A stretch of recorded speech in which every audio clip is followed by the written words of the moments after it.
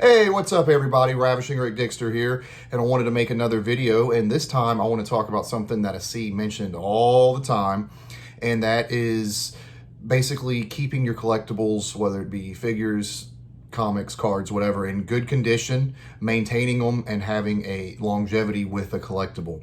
You don't want to spend all this money on something and then 6 months it deteriorates away or rots or whatever. So there's a couple of things that I definitely want to touch on. For example, the first one that's terrible for any collectible is going to be high humidity. If you live in a high humidity environment, you probably want to have a dehumidifier or dehumidity packets, the silicone gel packets that you get with a lot of items that you buy. By the time you get the item home, those are usually used up anyways and not very good. So that's why I really push a dehumidifier if you live in a high humidity environment. For example, in my house, I have two, just to keep that level down and not be at 80, 95%, whatever. I want to keep it closer to around 50 because that's tolerable and it doesn't put too much of a strain on your electric bill. Another thing that's really bad for collectibles is going to be sunlight, UV rays. A lot of times people will put, as you can see here, I kind of got the curtains blacked out and then I have storm shutters on top of that. So I don't like having a lot of sunlight, or really any sunlight, in my collectibles rooms, because the direct sunlight will gradually break down your poster, picture, statue. Bright, vibrant colors today are dull and get faded and look terrible.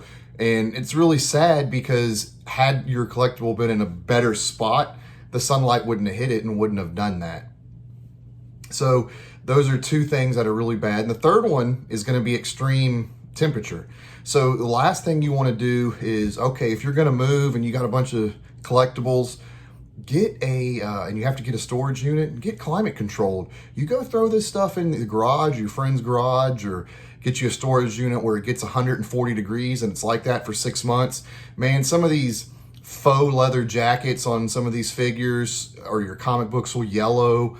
A lot of things can happen with that high heat. So definitely, if you have any decent collectibles, do not keep it in high heat. Now, obviously, if a hurricane comes through and you have to evacuate and maybe y'all lose power for a week or two or something like that, hey, you got to do what you got to do, right? I get that. But stuff that you can control, just maybe, hey, I got to pay an extra 15, 20 bucks a month on storage for 6 months to get climate controlled.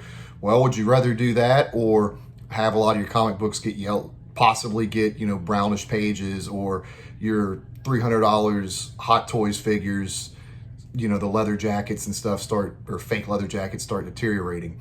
So those are the three big no-nos that I would try to avoid with really any collectibles: humidity, UV light, or sunlight, direct sunlight, and extreme temperature.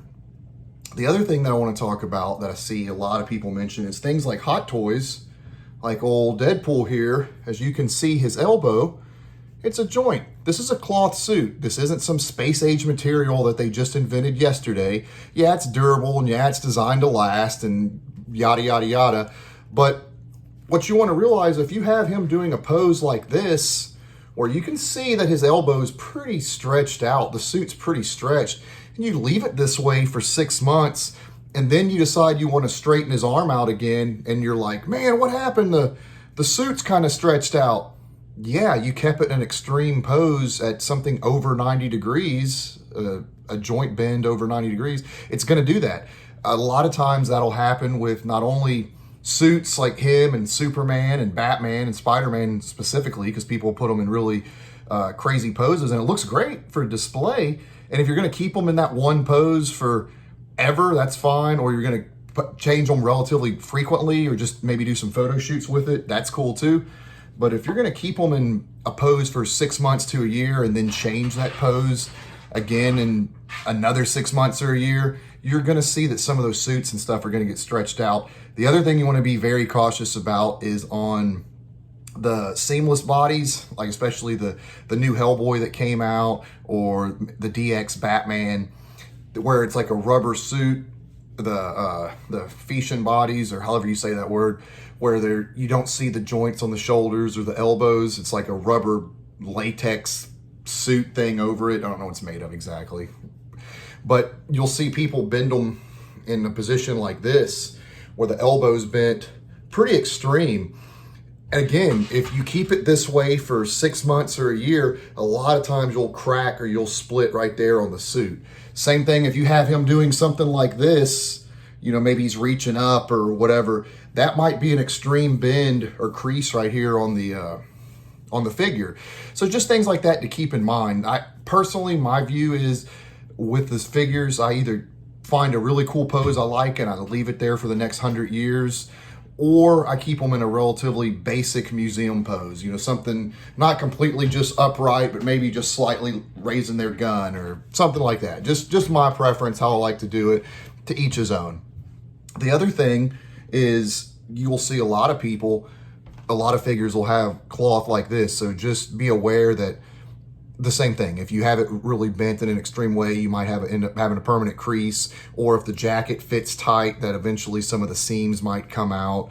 It might start busting apart, and that's something that's a pain. Also dust. You get dust on these black outfits and stuff like that. It can be kind of annoying, a pain to clean it and get it efficient how you like it.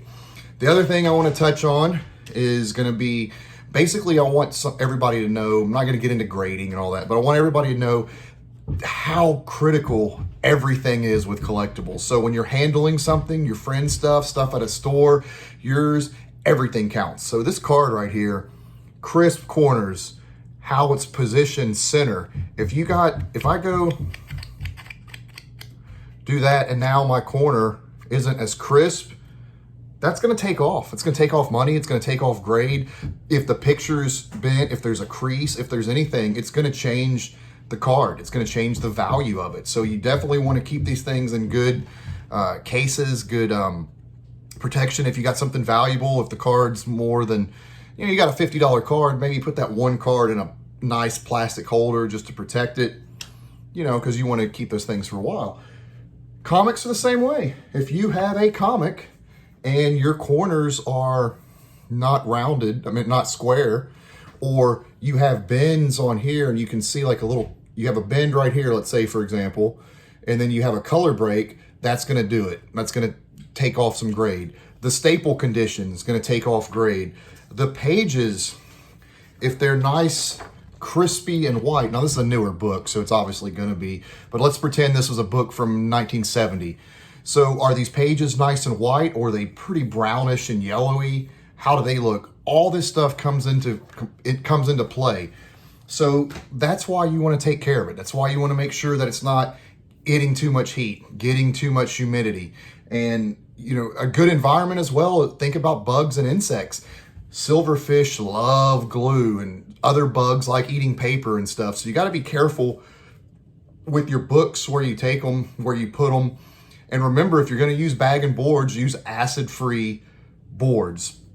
You don't want to just go randomly putting it in cardboard, and now 10 years later you pull the book out and there's damage to it because you didn't use an acid-free board, when you can get 100 of them for, I don't know, $5, something like that. So that's definitely the way to go. And I definitely want to see you guys keeping your stuff, preserving it, so you can pass it on for generations. Or when I want to look for something that's 40 years old, it's easy to find because enough of us kept it, right?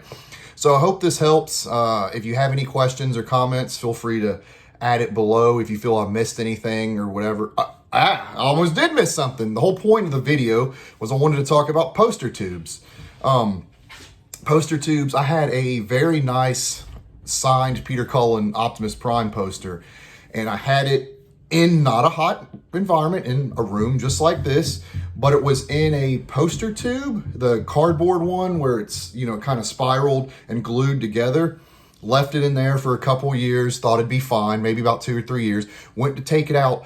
All that glue had seeped out and got all over the poster and pretty much ruined it. So I couldn't keep the poster anymore. So what I learned from that is, do not keep posters in those cardboard, well, not cardboard, but those poster tubes that, you know, looks like the wrapping paper rod.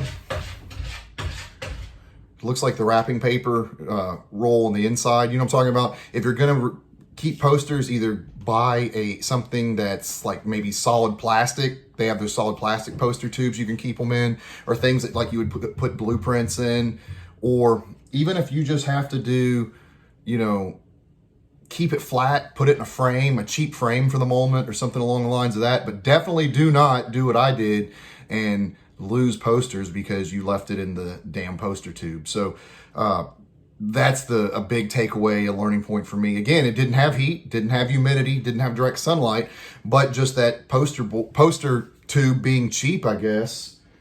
I guess the glue just eased out over a couple years. It wasn't an old poster tube or anything, but that's just what happened. So no more signed Peter Cullen Optimus Prime poster, unfortunately. Hope you learned a lot, or at least learned something. And until next time, I'm Ravishing Rick. Thanks for sitting through this for 10 minutes. I hope it helps preserve your collectibles. Till next time, keep collecting.